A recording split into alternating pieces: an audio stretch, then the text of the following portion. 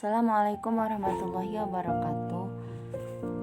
Kembali lagi pada video kali ini, saya Husrawati Zayana dengan NIM 190103044. Pada video kali ini akan menjelaskan mengenai rangkuman pertemuan 1 sampai dengan pertemuan 4 pada mata kuliah evaluasi pembelajaran matematika.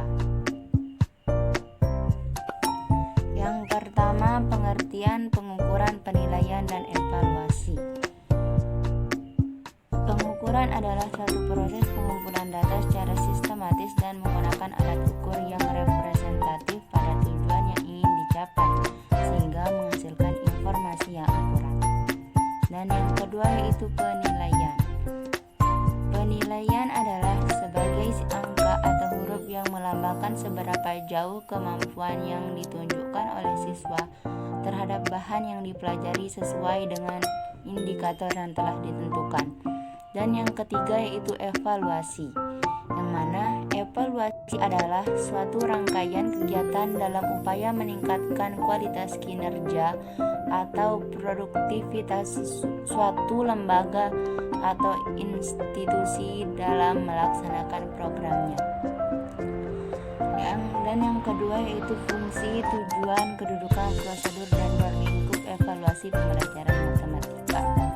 Yang pertama, fungsi.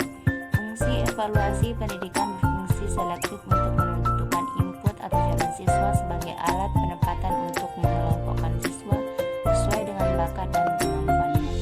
Yang kedua, tujuan. Tujuan evaluasi sebagai alat seleksi untuk mendapatkan jalan siswa yang cocok dengan suatu jurusan dan jenjang pendidikan tertentu. Yang ketiga, kedudukan. Kedudukan evaluasi berdasarkan fungsi dan tujuan evaluasi dalam pendidikan, maka kedudukan evaluasi dalam KBM berada pada sebelum, selama, dan sesudah kegiatan berlangsung. Yang keempat, prosedur evaluasi. Langkah-langkah pokok yang harus ditempuh sebagai prosedur evaluasi yaitu yang pertama tahap perencanaan, yang kedua tahap pengumpulan data, yang ketiga tahap verifikasi data, dan yang terakhir tahap analisis dan tahap penafsiran. Dan yang terakhir ruang lingkup evaluasi. Ruang lingkup evaluasi memiliki 3 aspek, yaitu evaluasi program penalaran, yang kedua evaluasi proses pelaksanaan, dan evaluasi hasil belajar.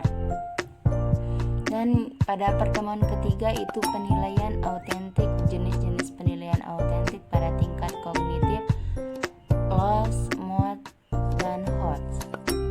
Yang pertama, penilaian autentik merupakan penilaian yang dilakukan secara bermakna, berkesinambungan, dan berdasarkan pada kurikulum 2013 tentang standar penilaian pendidikan.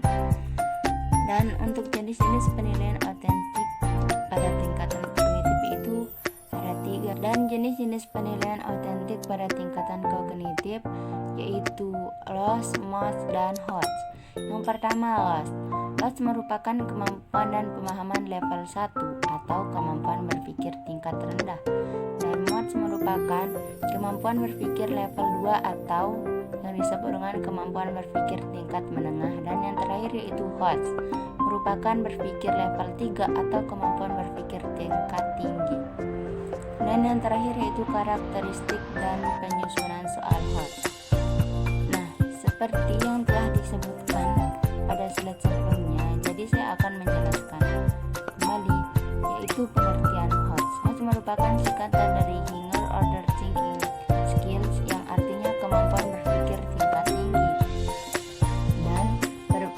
Dan yang kedua yaitu pada penyusunan soal HOTS itu berbasis permasalahan kontekstual, yang mana ada 5 karakteristik asesmen yang disingkat dengan RAGE, yaitu Relating, Experiencing, Applying, Communicating, dan Transferring. Dan yang terakhir yaitu menggunakan bentuk soal beragam, antara lain yaitu pilihan ganda kompleks, isian singkat, jawaban singkat, dan uraian. Mungkin hanya itu yang dapat saya sampaikan, kurang lebihnya wassalamualaikum warahmatullahi wabarakatuh.